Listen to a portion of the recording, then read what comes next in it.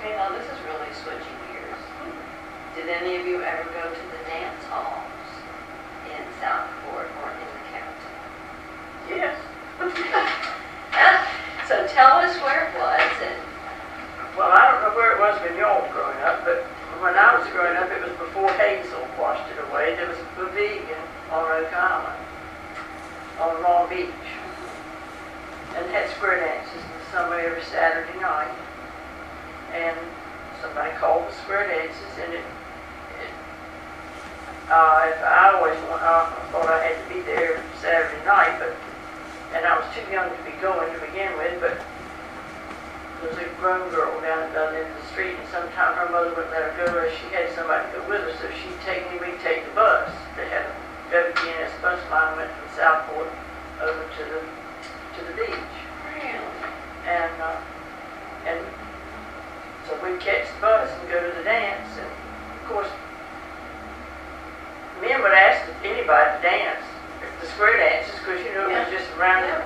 And it was so, Frankie Cox, who's still living, he and his brothers, Frankie played the fiddle and his brothers played the guitar.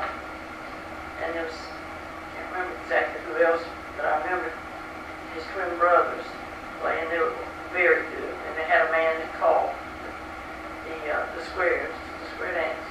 It was fun. It was every Saturday night. And I don't remember a lot of drinking and cutting up. I just remember a good time. You know, everybody, it was a wonderful building. It had a restaurant on one end that later on they fixed up and called, and Blanche Watkins lived in that for a little while when he built a house, because he owned it for a while. So where, on Long Beach Road, what is currently Long Beach Road, is that where it was? No, it was on the water. There was nothing.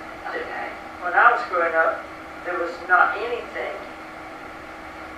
on that road till you got to the curve where it used to be red and white grocery store, but I can't remember what's there now. Something's there on that corner and you went around the curve to the beach. There was just one road.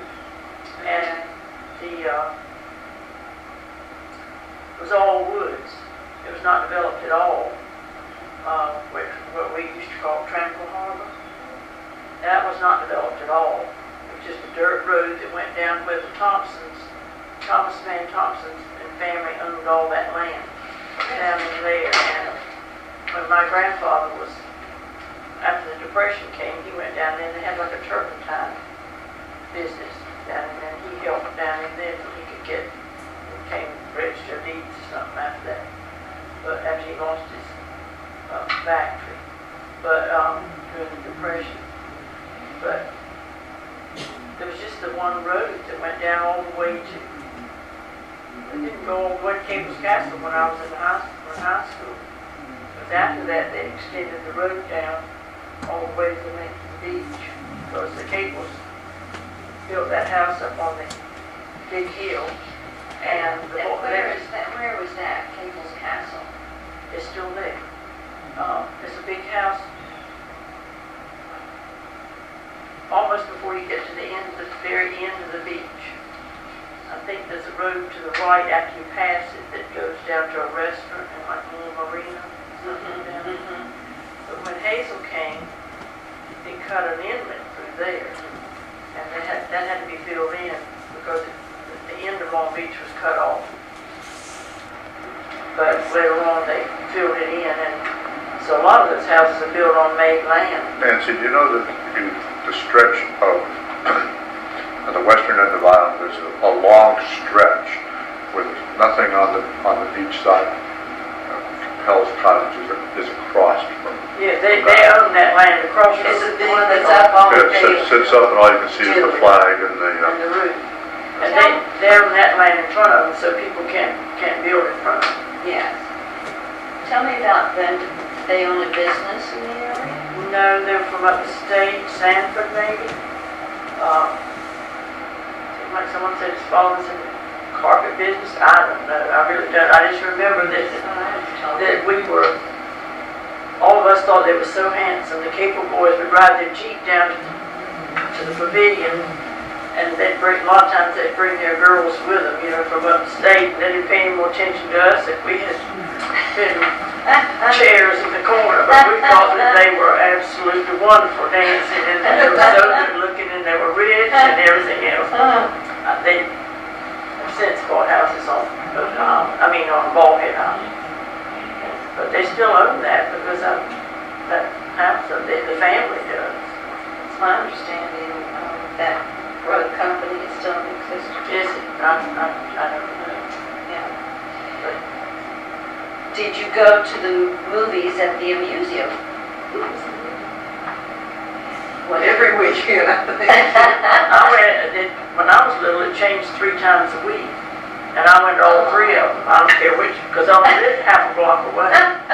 Yeah, but how much did it cost you to go to the movies? A dime. And I remember I was always taller than everybody else. And I remember having to argue with Mary Johnson that I wasn't old enough to pay her quarter. And when she said, well, you look like you are, I said, well, I'm not. But I was taller than some of the grown people paying for it.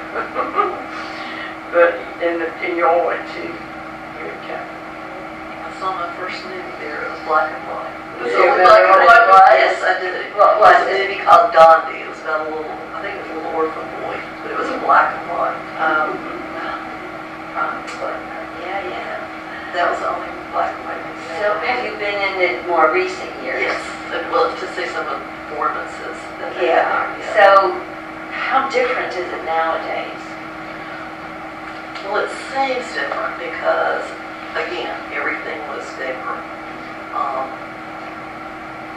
When you're smaller. And Sure. so it's, someone was asking me who's not around here that went to how many seats were in the museum, and I was like, oh, there must have been 200. There's not even close to that. And they used to have 2 aisles. Yeah, I was going to say they had 2 aisles.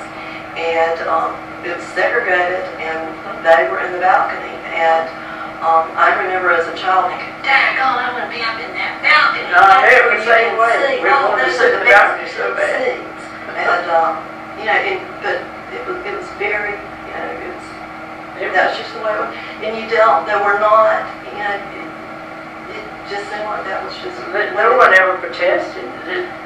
They had the best, they could see better than That's anybody else. So we The didn't black realize people that could it was upstairs. very hot up here also. It must have been terrible. They didn't want a fan to think about it. Especially in the summer. I can't believe we were in there with no air conditioning. And Uh-huh. they would have, during the summer, they would have matinees, 1 day a week, where I think it was like a quarter to go. Because you could go with 50 cents and get popcorn, a drink, and finish for 50 cents. It seemed like it may have been a nickel when I was little. I can't remember. But anyway, it got up to a quarter or something by the time you were Catholic.